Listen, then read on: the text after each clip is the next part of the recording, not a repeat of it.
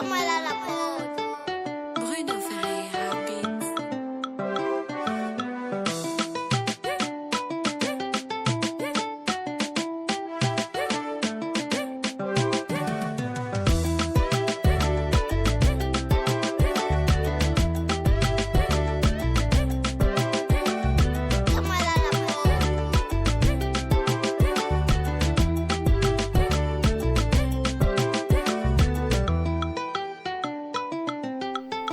Bonjour à la grande famille des aviculteurs et bienvenue dans cette première vidéo de la chaîne AviLeaders. Aujourd'hui, comme vous l'avez compris, nous allons parler des premiers pas en aviculture. Comment débuter efficacement l'élevage de la volaille et garantir la rentabilité et le succès de votre projet. Si vous me découvrez grâce à cette vidéo, je m'appelle Kabouré Aziz. Je suis apprenant en production et santé animale dans un institut de formation professionnelle en élevage basé au Burkina Faso. Sur cette chaîne, vous retrouverez des informations, de la motivation et de l'actualité qui vous aideront à réussir dans vos projets d'aviculture. Avant de commencer cette vidéo, pensez à vous abonner et activer la cloche de notification pour ne rien rater des prochaines vidéos. Comment définit-on l'aviculture? L'aviculture est une activité ou un art qui a pour but d'élever et de multiplier les différentes espèces d'oiseaux domestiques au profit de la consommation humaine. Par espèce d'oiseaux domestiques, nous faisons bien évidemment allusion aux oiseaux tels que la poule domestique, la pintade domestique, la caille, l'autruche, le faisan, l'oie, etc., etc. Mais maintenant, nous connaissons ce que c'est que l'aviculture. On se demande à présent, mais quels peuvent être les avantages d'un élevage avicole? Qu'est-ce que l'aviculture peut procurer aux individus?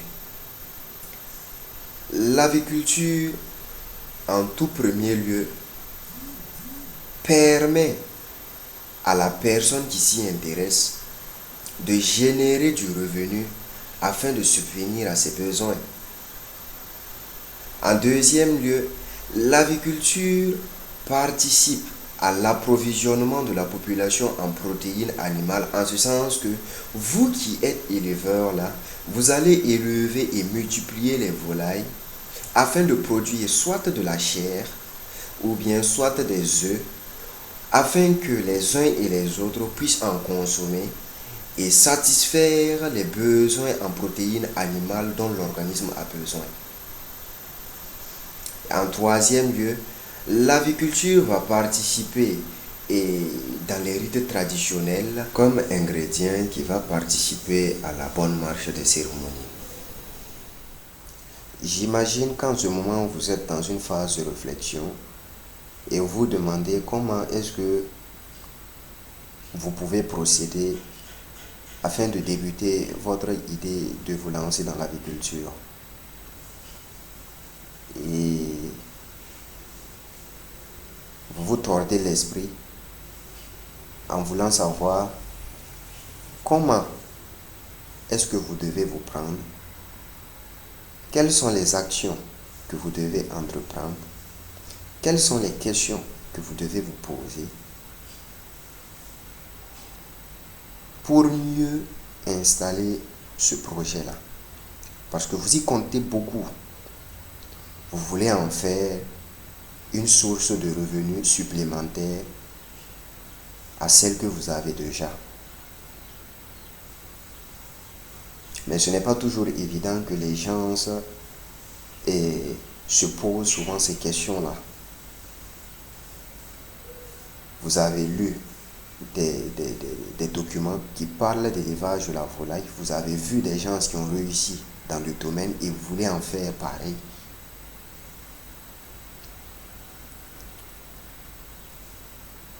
Et je vous encourage fortement à vous y intéresser.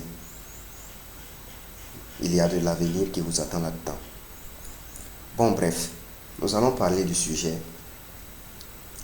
Je suis un passionné d'élevage qui désire commencer mon activité, mais je me retrouve coincé dans un bouchon Je ne sais pas par où je dois commencer. Je ne sais pas quelle action je dois mener. Je ne sais pas quelles questions je dois me poser pour installer mon projet. Et du coup, je suis bloqué. Je suis calé. Et sachez dès à présent qu'il y a 7 étapes à suivre à la lettre afin de préparer son projet.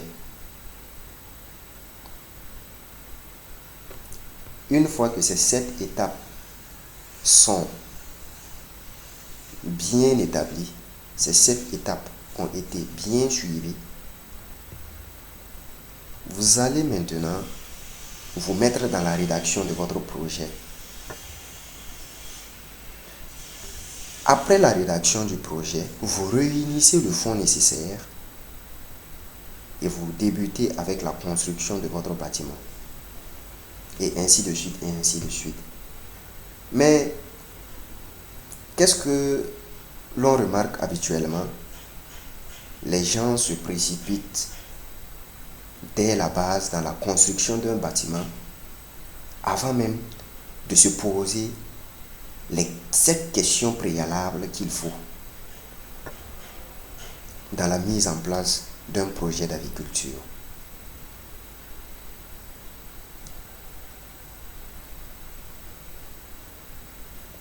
La première étape de la création d'un projet agricole va être de déterminer avec précision le type de production que l'on désire mener. Le type de production va vous orienter considérablement dans la suite du processus.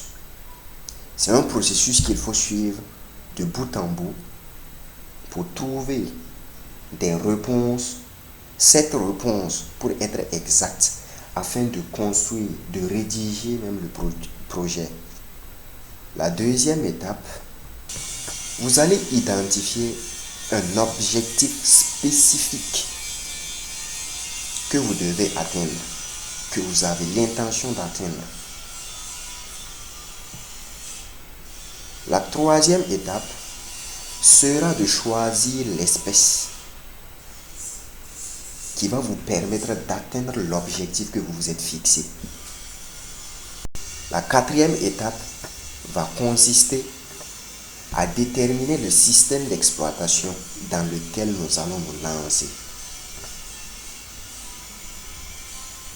En cinquième étape, vous allez déterminer le sexe qui convient le mieux à votre type de production, mais aussi à votre objectif que vous vous êtes fixé.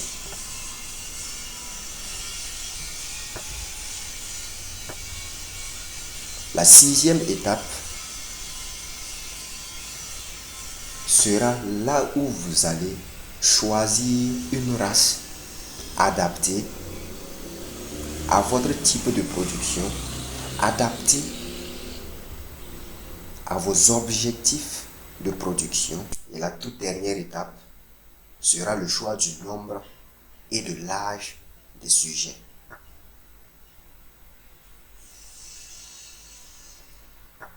Revenons en arrière et essayons d'éclaircir.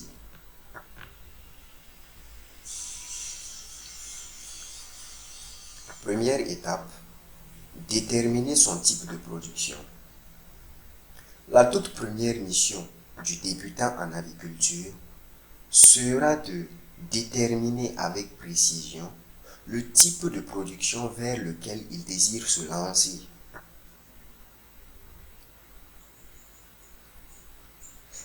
Et en agriculture, si vous vous rappelez des règles générales d'élevage de volailles, on dit qu'il y a 3 types de production. Tout d'abord, il y a la production de la viande. En deuxième lieu, la production d'œufs de consommation. Et en troisième lieu, la production de poussins d'un jour. Parmi ces trois types de production, vous allez faire un choix de production et faire votre objectif sur le long terme. Vous avez fini de déterminer votre type de production. Ce sera maintenant au tour de l'identification de votre objectif de production.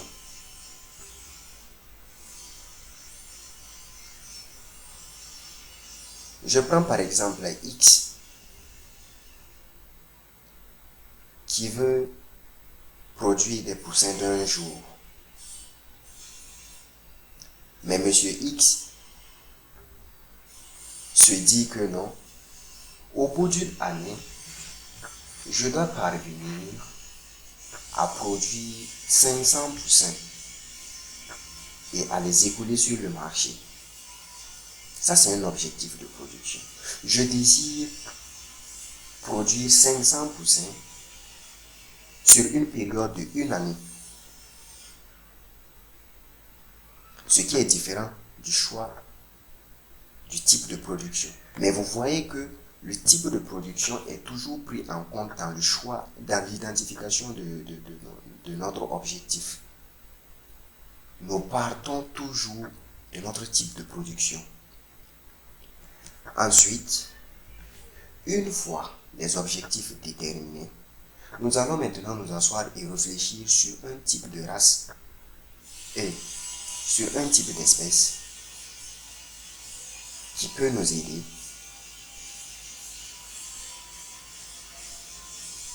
à atteindre cet objectif-là. Je veux produire des poussins d'un jour, oui. Mais comment est-ce que je vais arriver? Quelle espèce je vais choisir? Quelle espèce peut fournir des poussins d'un jour? Et quelle espèce est rustique? Quelle espèce résiste le plus aux maladies et qui est susceptible de produire des poussins d'un jour?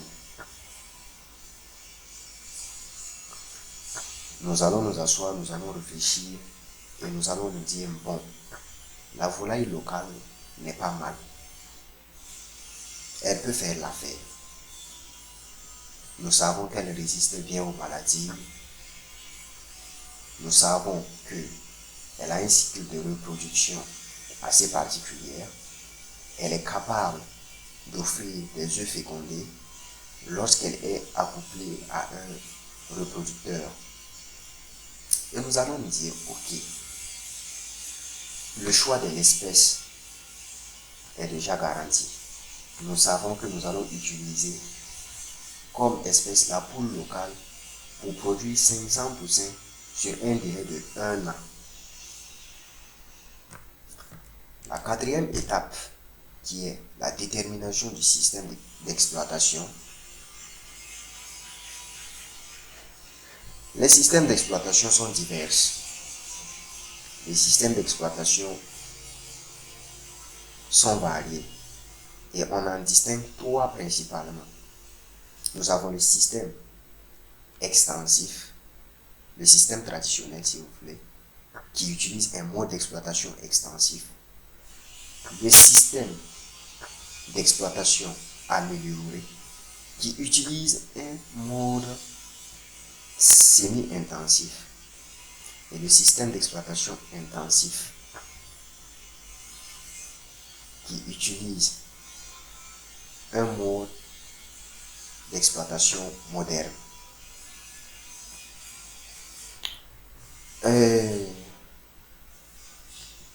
Là maintenant, j'imagine que ça va être une question de moyens et non de volonté. Vous pouvez avoir la volonté de le faire, mais les moyens ne vous les permettent pas. Vous allez choisir parmi ces différents systèmes d'exploitation-là, celui qui correspond le mieux à vos moyens financiers et celui dans lequel vous vous sentirez le plus à l'aise. Mais toujours est-il que vous devez voir la race que vous avez choisi, est-ce qu'elle correspondra avec le système d'exploitation que j'ai décidé d'opter?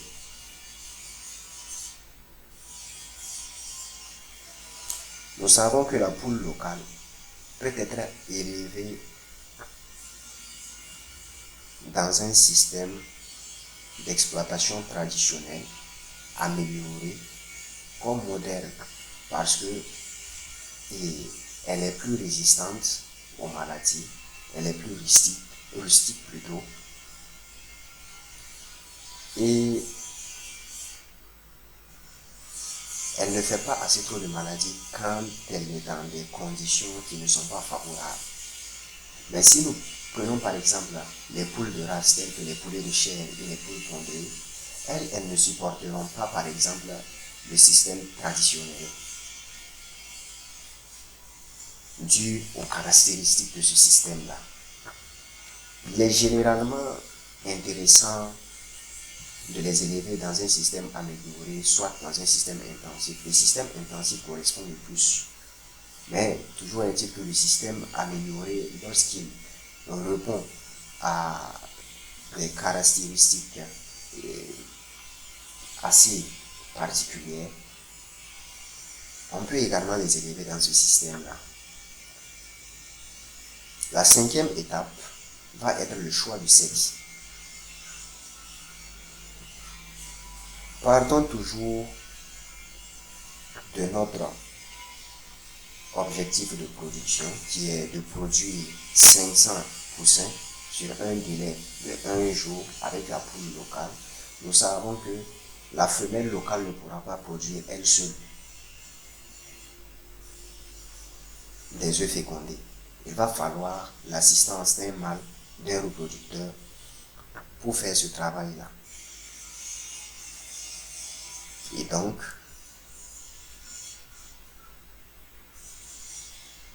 vous allez opter de faire un ratio dans votre basse-cour. Le ratio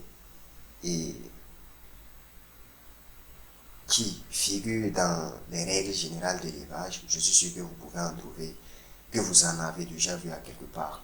Si ce n'est pas le cas, alors laissez-moi juste un commentaire et je vous le donnerai. Mais bien sûr, vous aurez à faire un petit geste. Non, je m'amuse. Donc, vous allez faire un ratio entre un coq et des femelles. Et vous allez maintenir ce ratio-là. Toujours est-il qu'il y a 2 sexes que vous allez opter, le mâle et la femelle. Et après le choix du sexe, il y a le choix de la race. Le choix de la race. Bon. Et il y a plusieurs races. Hein. Voilà. Il y a plusieurs races parmi les volailles locales. Au Burkina Faso, on distingue la souche Condé, on distingue plusieurs souches, on distingue plusieurs races. À vous maintenant de faire vos recherches et de choisir une race qui peut être adaptée à votre objectif de production.